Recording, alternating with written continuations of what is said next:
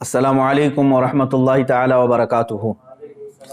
अल्हम्दुलिल्लाहि वकफ़ा वसलामुन अला हबीबिहिल मुस्तफ़ा अम्मा बाद। फ़अऊज़ु बिल्लाहि मिनश शैतानिर रजीम बिस्मिल्लाहिर रहमानिर रहीम। इन्नल्लाहा व मलाइकतहु युसल्लूना अलन नबी या अय्युहल्लज़ीना आमनू सल्लु अलैहि व सल्लिमू तस्लीमा।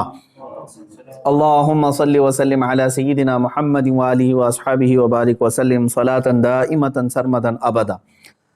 अज़ीज़ान इकराम वक़ार, 17 रमज़ानुल मुबारक 30 अप्रैल के मुतालिक जो मेरी जानिब से पहले कुछ ऐलानात हुए थे उसमें कुछ तब्दीलियाँ वाक़ हुई हैं। उनके मुतालिक कुछ ज़रूरी ऐलानात लेकर आपकी बारगाह में हाजिर आया हूँ। कल बरोज़ इतवार 25 अप्रैल को मुंबई उज़्मा के अकाबिर उलमा, मशाइख, सरकर्दा शख्सियात और तंजीमों के बड़ी तंजीमों के सरपरस्त हजरात की एक खुसूसी मीटिंग मुनाकिद हुई। इसी तरह शुमाल हिंद के और दिल्ली के मुअक्कर उलमा की मुशावरती मीटिंग हुई। मुंबई की इस मीटिंग में फ़कीर भी हाजिर था। तो इन तमाम उलमा, मशाइख और अकाबिरीन का मुत्तफ़क़ा तौर पर जो फ़ैसला आया है वो मैं आपके सामने लेकर हाजिर आया हूँ। पहली चीज़ ये है कि वो गुस्ताख़ रसूल, मरदूद ज़माना, दज्जाल ज़माना नरसिंहानंद अब तक मुबाइले की न परमिशन लाया और न ही इसकी कोशिश किया, जिसका साफ मतलब ये है कि वो राह फ़रार इख्तियार कर चुका है और दीन इस्लाम के सामना करने की वो सकत नहीं रखता। मगर फिर भी हम अपने पुराने ऐलान पर बरकरार हैं कि जब भी वो पाखंडी परमिशन लेकर आएगा इंशाअल्लाहुल अज़ीज़ हम मुबाहले के लिए हाजिर रहेंगे। मगर फिल वक्त पूरे हिंदुस्तान भर में कोरोना मर्ज़ का कहर बहुत तेज़ी से बढ़ता जा रहा है। खुसूसियत के साथ दिल्ली में और देश के अक्सर हिस्सों में लॉकडाउन की स्थिति है। लिहाजा उलमा और मशाइख के फ़ैसले का अदब करते हुए और कोरोना के मर्ज़ की अबतर सूरत हाल को देखते हुए, मज़ीद ये कि पुलिस प्रशासन की तरफ से मेरे लिए सख्ती के साथ ये पाबंदी लगाना कि आप दिल्ली नहीं जा सकते, इन तमाम मामलात की बुनियाद पर 30 अप्रैल को दिल्ली जाने का इरादा मुलतवी किया जाता है। मगर जब हालात लॉकडाउन और कोरोना के सही हो जाएं और उस वक्त तक भी अगर एक्शन नहीं लिया जाता तो हम दुगना क़ुव्वत और ताकत के साथ उस खबीस के ख़िलाफ़ फिर आवाज़ उठाएंगे। हाँ, ये बात याद रखें, बातिल से दबने वाले ए आसमां नहीं है हम, 100 बार कर चुका है तो इम्तिहान हमारा। हज़ारों आशिकान रसूल सल्लल्लाहु ताला अलैहि वसल्लम, उलमा और अवाम जो 30 अप्रैल को दिल्ली जाने के लिए बेकरार थे, उन सब से मैं गुजारिश करता हूँ कि दिल्ली के और देश के ख़राब हालात के पेश नज़र आप अपने घरों में रहें। और 17 रमज़ानुल मुबारक को, कल भी अल्हम्दुलिल्लाह हमारा यौम फ़तह था, आज भी यौम फ़तह ही होगा। आप तमामी हज़रात अपने अपने घरों में रसूल पाक सल्लल्लाहु ताला अलैहि वसल्लम की अज़मत और नामूस रिसालत की हिफाजत के खातिर अपने बच्चों की तरबियत फरमाएँ और रसूल पाक सल्लल्लाहु ताला अलैहि वसल्लम की बारगाह में आजिज़ी के साथ दुरूद पाक का नजराना पेश करते रहें। अल्लाह ताला आप सब के जज्बों को सलामत रखे और हुजूर पाक सल्लल्लाहु ताला अलैहि वसल्लम की इज़्ज़त की खातिर आपने जो जज्बा दिखाया उसको अल्लाह ताला बरकरार रखे। आगे इंशाअल्लाहुल अज़ीज़ सरकार दो आलम सल्लल्लाहु ताला अलैहि वसल्लम इस जज्बे को ज़रूर कबूल फरमाएंगे।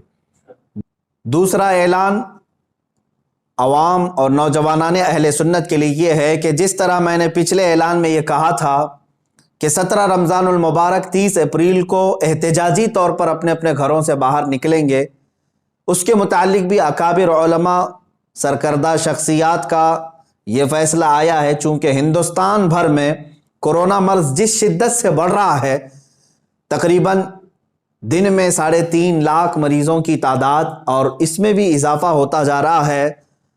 और फिर हालात ये भी कि उसको कंट्रोल करने में हमारी हुकूमत की नाकामी पर पूरी दुनिया भर में इस पर जो मज़म्मत हो रही है, तो उलमा और मशाइख का ये फ़ैसला आया है कि अभी अगर आप 30 तारीख को احتجاجی طور پر اپنے گھروں سے باہر نکلتے ہیں تو کورونا اور پھیلانے کے معاملات یہ سب آپ کے سروں پر پھوڑ نہ دیا جائے، اس کا ذمہ دار آپ سب کو نہ قرار دیا جائے، جس کے لیے میڈیا بھی پورا تیار بیٹھا ہوا ہے۔